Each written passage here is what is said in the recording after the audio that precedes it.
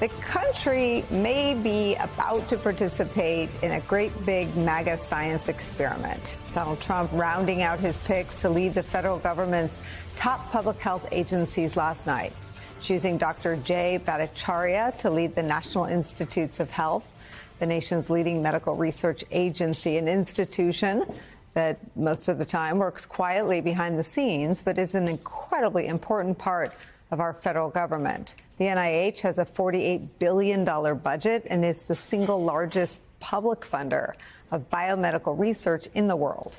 The NIH is behind some of the biggest scientific breakthroughs of the 20th century, cracking the genetic code, for instance, vaccines for hepatitis and HPV, and even those mRNA vaccines that made it possible for the world to emerge from the COVID-19 pandemic. Work done by the NIH touches practically every aspect of our lives. Research it supports has led to clean air guidelines and the nutrition facts that are on just about everything we eat, all the food. To lead the NIH, Donald Trump has chosen a man who made a name for himself by pushing a policy that experts blasted as unscientific and feared would lead to millions of deaths. NBC News reports this, quote, Bhattacharya gained national attention in October of 2020 when he co-wrote the Great Barrington Declaration, an open letter calling on public health officials to roll back COVID lockdowns.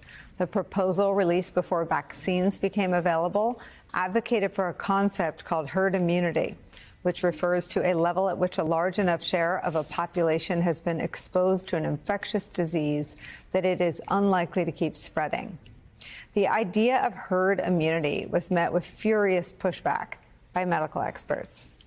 If you let infections rip, as it were, and say, let everybody get infected that's going to be able to be getting infected, and then we'll have herd immunity, quite frankly, that is nonsense. And anybody who knows anything about epidemiology will tell you that that is nonsense and very dangerous. Because what will happen is that if you do that, by the time you get to herd immunity, you will have killed a lot of people that would have been avoidable. These people just, I think they don't know what they're talking about. They really do believe that the idea here is let's get everybody infected.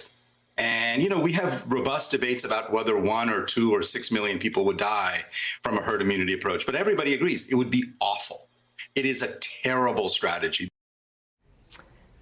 So that guy, herd immunity guy, well, even at the time, he got Donald Trump's attention. Watch. It would go away without the vaccine, George, but it's going to go away a lot faster with it. It would go away without the vaccine? Sure, over a period of time. Sure, with time it goes and many away. Deaths. And you'll develop herd, like a herd mentality. It's going to be herd developed, and that's going to happen.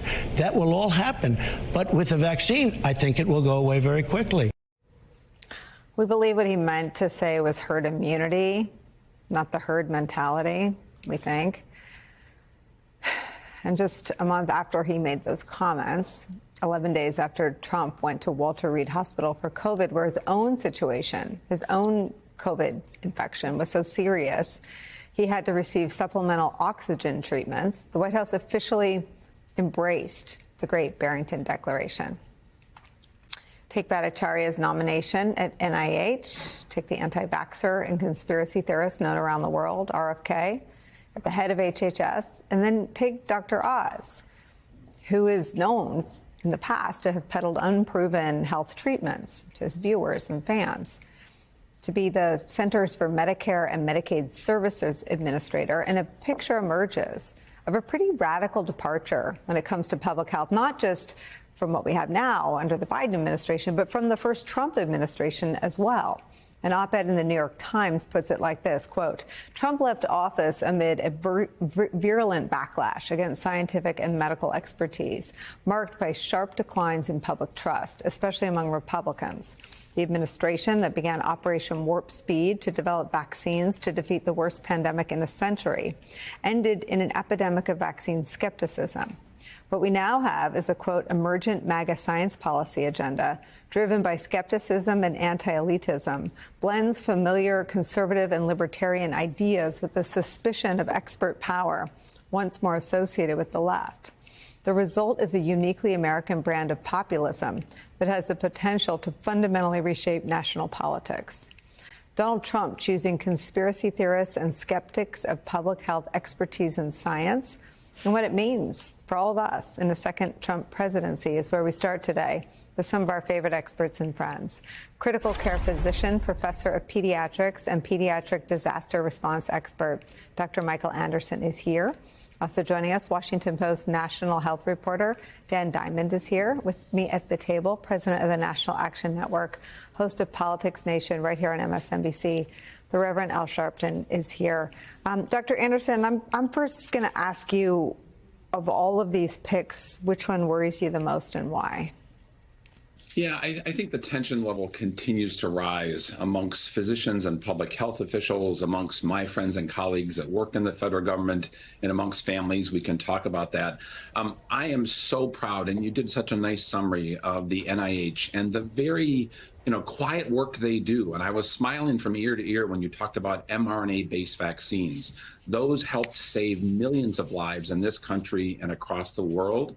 And the mRNA-based vaccine will save lives in the future because despite some people saying, give the infectious disease researchers 4 years off, there are going to be other pandemics. There's going to be other outbreaks. So the NIH is so vital.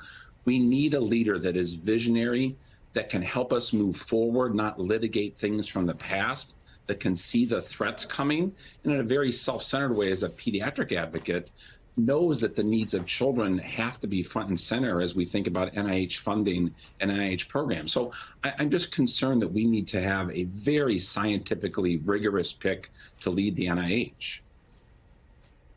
Dr. Anderson, I want to ask you about, I feel like the job is different now, right? I mean, I think you were here to help our viewers make sense of the information Dr. Fauci was offering when he was in the government and Trump was president, because Trump sometimes contradicted it, but Fauci was there. Dr. Jha, also a familiar face to our viewers, was in the Biden administration.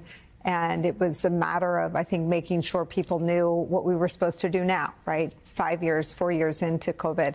I want to ask you a serious question about what happens if people simply hear vaccines as a two sides argument, right? I have a 1-year-old, so we're at the pediatrician every month for shots.